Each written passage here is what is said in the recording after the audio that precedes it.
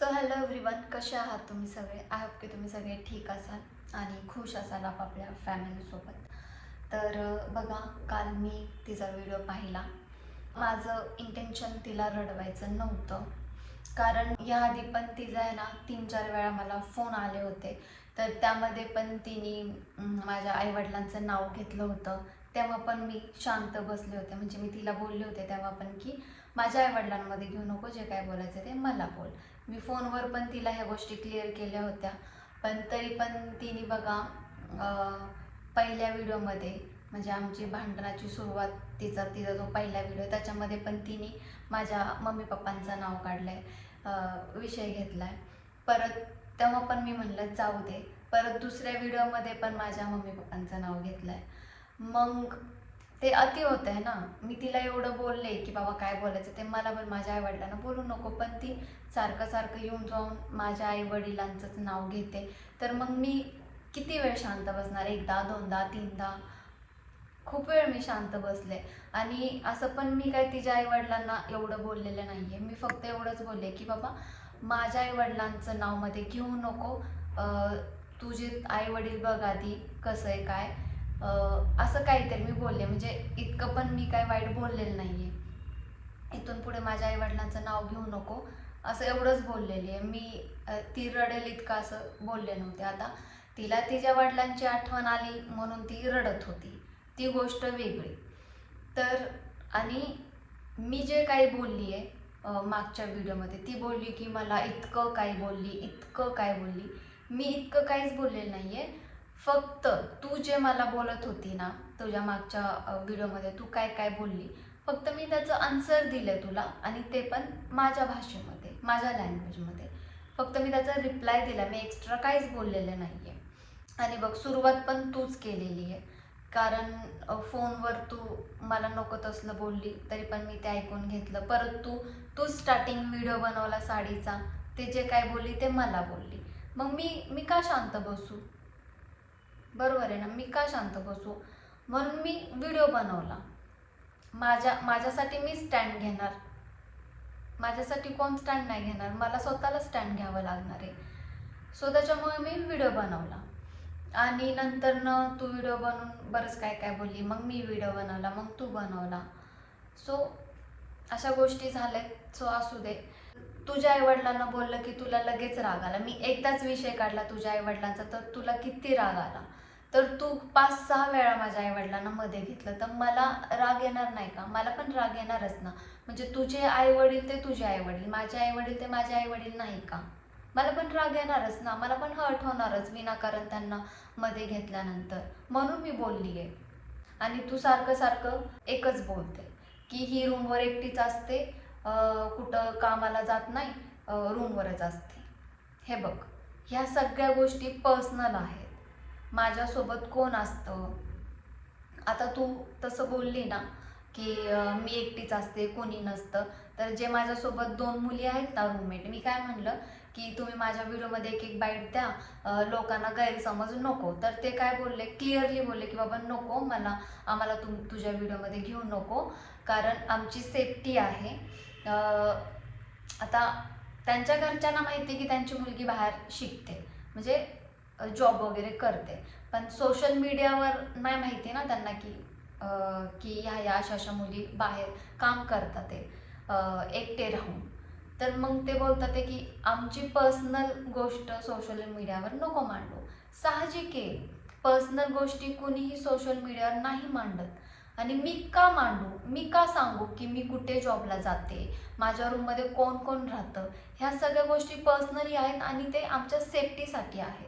आता तू पब्लिकली, आता ते समजलंच सगळ्यांना, तू पब्लिकली बोलते की ही कोण नाही, म्हणजे तू लोकांना इन्व्हिटेशन देते, लोकांना आमंत्रण देते, ऑफर देते का तू की ही रूममध्ये एकटीच असते. समज आता लोकांच्या डोक्यामध्ये काही पण येतं. समज कुणीही आलं, रात्र बेरात्र दार वाजवलं, काही झालं, चोर आलं, त्यांना समजलं की रूममध्ये हे एवढेच राहतात, पोरी पोरीच असतात, आले, काही झालं तर काय करणार आम्ही? सांग. एक तर आम्ही तिघी भित्रे भागो आहोत, माहिती आहे का? 15-20 दिवसामागे इथे माझी फ्रेंड आहे, त्यांच्या घरी चोरी झाली आहे. दिवसा ढवळ्या चोरी झाली आहे. तर मग विचार कर, त्यांच्या घरामध्ये तर पुरुष माणसं आहेत तरीसुद्धा चोरी झाली. आम्ही तर तिघी मुली असतो, तर जेव्हापासून आम्हाला ते कळालं त्यांच्या घरी चोरी झाली, दिवसा ढवळा त्यांचं लॉक तोडून चोरी केली म्हणून, तेव्हापासून आमच्या मनामध्ये एवढी भीती वाटते ना, थोडा जरी असा आवाज आला की आम्हाला भीती वाटते. आम्ही तिघी पण घाबरतो. आधी कोण इकडं कोण तिकडं असं झोपत होतं, आता एकाच रूममध्ये आम्ही सगळेजण झोपतो. माहिती आहे का, एवढी भीती वाटते आम्हाला. आणि तू इनडायरेक्टली बोलते की कोण नसतं, एकटीच असते, आणि ते सुद्धा घाबरतात आता माझ्या व्हिडिओमध्ये यायला. कारण बघा, मागच्या वेळेस मी एक मिनी ब्लॉग टाकला होता की मी एकटी राहते म्हणून. तर त्यावरूनच त्या पोरी बोलत होत्या, शेजारच्या बोलत होत्या की असं नको सांगू सोशल मीडियावर की तू एकटी असते, मुली मुली असतात, नाही का, म्हणजे पर्सनल गोष्टी सोशल मीडियावर टाकू नको. जे काय आहे तुझं ते रूममध्ये कर, पण तुझं येण्या जाण्याचं रोड, नेहमीचं येण्या जाण्याचं तुझं रोड, तुझं जॉबचं ठिकाण, तुझं राहण्याचं ठिकाण, तुझ्या रूमच्या आसपासचं स्पेस ठिकाण हे नको दाखवू सोशल मीडियावर, तू नको सांगू. त्याच्यामुळे बघा, मी एकच ब्लॉग टाकला, त्यानंतर मी पुन्हा काही टाकलंच नाही. एक दोन टाकलं, म्हणजे रूमच्या आतमधलंच टाकलं.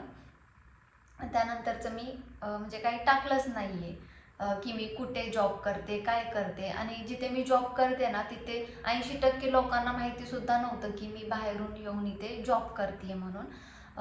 फक्त मोजकेच आसपासचे आणि एक बेस्ट फ्रेंड यांनाच माहिती आहे. पण आणि नाही मी कुणाला इथे बोलवलं आहे.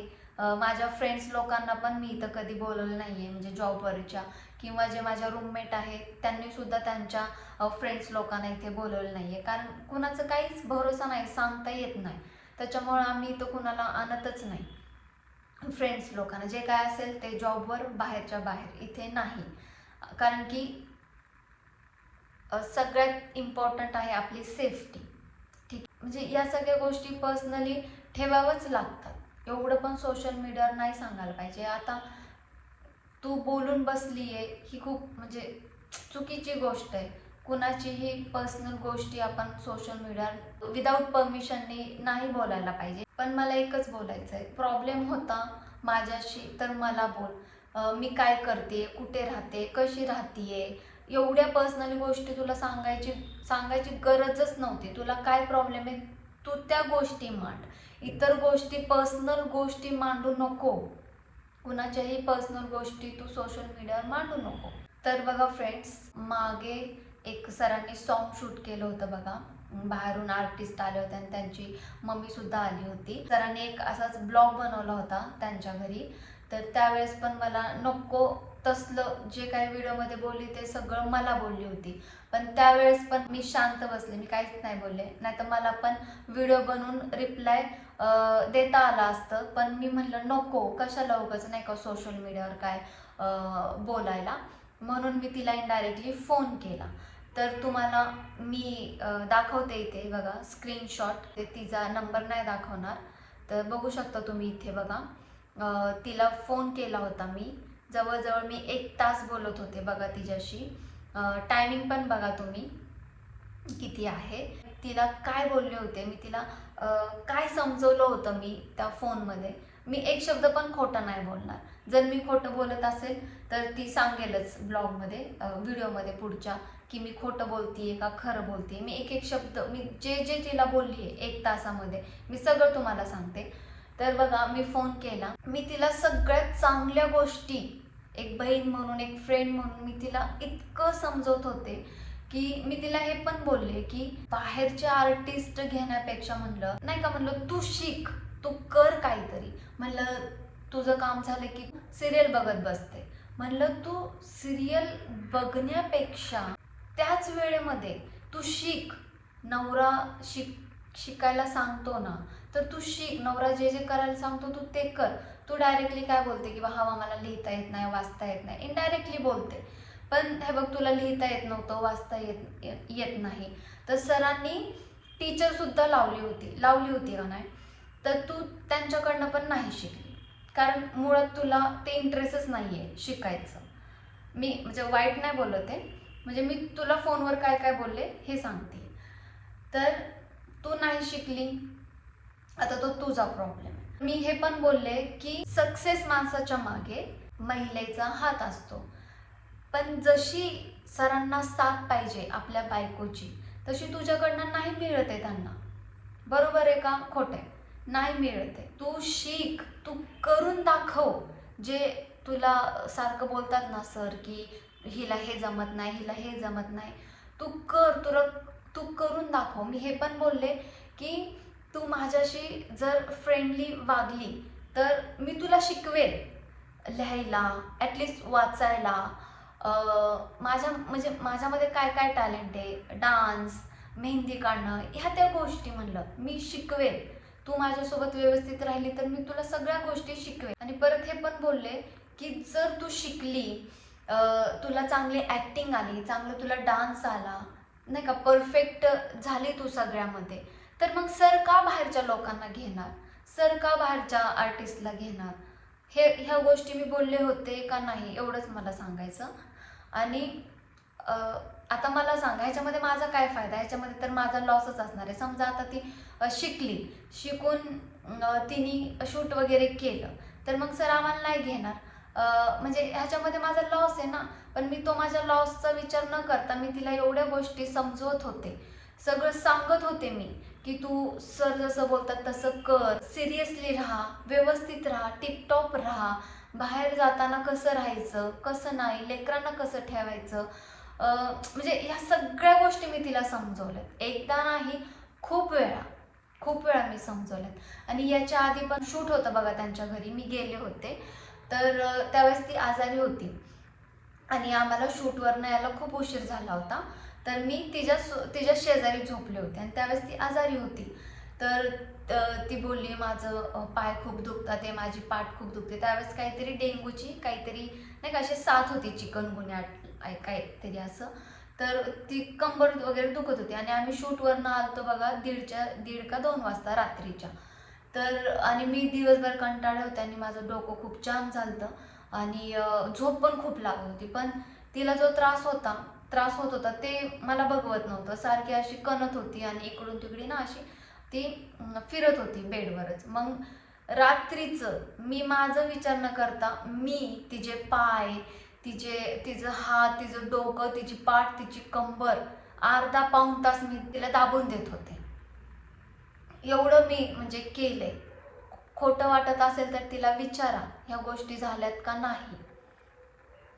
मी पण काय एवढी कठोर नाहीये, दया आहे, मन आहे माझ्यामध्ये, पण सगळ्या गोष्टी आहेत. म्हणजे मी काय स्वतःला चांगली प्रूफ नाही करत आहे. जे घडलं मी ते सांगतेय, तुम्ही तिच्याच तोंडून ऐका की मी जेवढं पण बोलतीये मी खोटं बोलली, आत्तापर्यंत जेवढं पण मी बोलले ते खोटं बोलली आहे का, हे तिला पण माहिती आहे की मी कशी आहे. बोलायला गेले तर मी कशी आहे आणि कशी बोलते हे तिला पण माहिती आहे, खूप चांगलं माहिती आहे तिला मी कशी बोलते. बोलायला गेले तर एकदम व्यवस्थित समजावून. मी अशा गोष्टी कधीच शिकवल्या नाही की बाबा नवऱ्यापासून लांब कसं व्हायचं किंवा नवरा बायकोमध्ये भांडण लावणं, ह्या गोष्टी मी कधीच नाही सांगितलं तिला. इनफॅक्ट मी ह्या गोष्टी तिला सांगितल्या जेणेकरून जवळ येतील, जेणेकरून नाही का म्हणजे ती शिकेल काहीतरी, म्हणजे माझं काहीतरी तिच्या डोक्यात बसल. एवढ्या गोष्टी मी तिला समजवल्यात, खूप समजवल्यात. माझ्या आता लक्षात याय नाही, पण चांगल्याच गोष्टी मी तिला सांगितल्या, कधीच वाईट गोष्टी नाही सांगितलं. आणि मी हे पण सांगितलं की सरांना पण बोलली आणि हिला पण बोलली आहे मी की बाहेरच्या कलाकारांना घेण्यापेक्षा तुम्ही घरच्या सोबतच व्हिडिओ बनवा, ते खूप छान चालतात. हे पण बोलली आहे मी. तुम्हाला खोटं वाटत असेल तर सरांना पण विचारू शकता आणि पूजाला पण विचारू शकता. सर काय बोलले माहितीये का, म्हणले घरच्यांना घ्यायचं काहीच नाही, ते रिटेक खूप घेतात, मला त्यांना समजवण्यामध्येच खूप वेळ जातो, त्यांच्याकडनं काम काढून घेणं, करून घेणं हे खूप डोक्याला ताप होतो, वेळ जातो, दिवस जातो, त्यांचे पुढचे काय प्लॅनिंग असतात ते होत नाही. मग त्याच्यामुळे सरांची चिडचिड होते, मग लक्ष राहत नाही शूटिंगमध्ये. त्यांना असं वाटतं सरांना की सर कसे प्रोफेशनल ॲक्टर आहेत, त्यांना तुम्ही फक्त एक लाईन सांगा की हे असं असं आहे तर सरांच्या लगेच डोक्यामध्ये शिरतं आणि पूर्ण ते कॅरेक्टरमध्ये शिरून जातात, एकदम परफेक्ट करतात ते. कधी कधी माझ्याकडनं पण रिटेक होतात, पण जास्त नाही. मला पण सांगितलं की मी लगेचच मी पण म्हणजे त्या कॅरेक्टरमध्ये इन्व्हॉल्व होऊन जाते, उतरून जाते, करते मी. असं सरांना म्हणजे त्यांच्या लेवलचं ॲक्टर पाहिजे असतं की तडकीफड म्हणजे गिव्ह अँड टेक, असं त्यांना पाहिजे असतं सरांना. पण तसं घरच्यांकडनं होत नाही. रिटेक घेतात, सारखं सारखं करून घ्यावं लागतं, त्यांच्या मागं डोकं आपटावं लागतं. त्याच्यामुळे ते बोलतात की एवढं झंझट नको करायला, बाहेरचे आर्टिस्ट घेतले की पटकन होतं. आणि बघा आता आम्ही मागे शूट केलं, मागे 3 दिवसात 3 एपिसोड आम्ही शूट केले. लागताना शूट खूप उशिराने लागायचं, स्टार्ट करायचो आम्ही 11-12च्या दरम्यान शूट लागायचं आणि 5-6च्या आत आमचा एक एपिसोड शूट पण व्हायचं. कारण की आमच्या टीममधले लोक पण बोलायचे की आर्टिस्ट जर चांगले असले तर शूट पण खूप लवकर उरकतं. मी एवढं तिला बोलले की तू शिक, तू कर, तू लिहायचा प्रयत्न कर, तू वाचायचा प्रयत्न कर, तू रील बघते तर कसं करायचं, लिपसिंग सॉन्ग ऐक, जेणेकरून तुला परफेक्ट लिपसिंग येईल. आणि हे पण बोलले की मी डान्स करण्याचा प्रयत्न कर, डान्स कसं करतात, नॉर्मली जरी बेसिक जरी डान्स शिकलं तरी खूप झालं. ह्या गोष्टी मी तिला फोनवर बोलले. तुम्हाला जर खोटं वाटत असेल तर तुम्ही तिला विचारा. तर बघा, मला म्हणजे कोणाचं मन वगैरे दुखवायचं नाहीये. तुम्हाला फक्त मी अशी तडकीफोड बोललेली दिसते, त्याच्यामुळे तुम्हाला राग येत असेल सगळ्या काही गोष्टी. आता हे वाढवण्यात काहीच उपयोग नाहीये. बघा, ज्यावेळेस ती रडत होती म्हणजे माझ्या डोक्यात आलं होतं की तिला कॉल करावं, पण झालं काय, मी उशिरा आले आणि तिचा व्हिडिओ पण मी खूप उशिराने पाहिला, तर खूप रात्र झाली होती. त्याच्यामुळे मला तिला कॉल करता नाही आलं. तर मी करणार आहे तिला कॉल, बोलणार आहे समोरासमोर. जे काय होईल ते समोरासमोर मी तिच्याशी बोलणार आहे. येऊ देत तिने इकडे रूमवर, मग आम्ही समोरासमोर बसून बोलू सगळ्या गोष्टी, काय प्रॉब्लेम आहे काय नाही, समोरासमोर आम्ही करू नक्कीच. माझी तर इच्छा आहे की समोरासमोर बसून सगळ्या काही गोष्टी क्लिअर कराव्यात म्हणून. तर बघू आता तिची इच्छा काय, तिची मर्जी काय. तिला यायचं असेल तर तिने येऊन समोरासमोर करून क्लिअर करून जावं. कारण एक आर्टिस्ट आहे तर आर्टिस्टच्याच नजरेने बघावं, मला एवढंच बोलायचं आहे. बाकी तिची मर्जी. तिला समोरासमोर जर येऊन बोलायचं असेल तर बोलेल, नाहीतर मग जर तिला फोनवर बोलायचं असेल तर फोनवरही बोलेल, काही प्रॉब्लेम नाही. मी सांगाल तुम्हाला नक्की की म्हणजे फोनवर जर आमचं बोलणं झालं तरी सांगाल की बाबा आमचा फोन झाला वगैरे. किंवा ती जर इकडे आली तर नक्कीच मी व्हिडिओ बनवेल किंवा ती व्हिडिओ बनवेल. कुणाच्याही चॅनलवर व्हिडिओ दिसेल आणि लवकरात लवकर ह्या गोष्टी सॉल्व करण्याचा मी प्रयत्न करेन. तर चला, भेटू आपण पुन्हा नेक्स्ट व्हिडिओमध्ये. चला, भेटू आपण पुन्हा.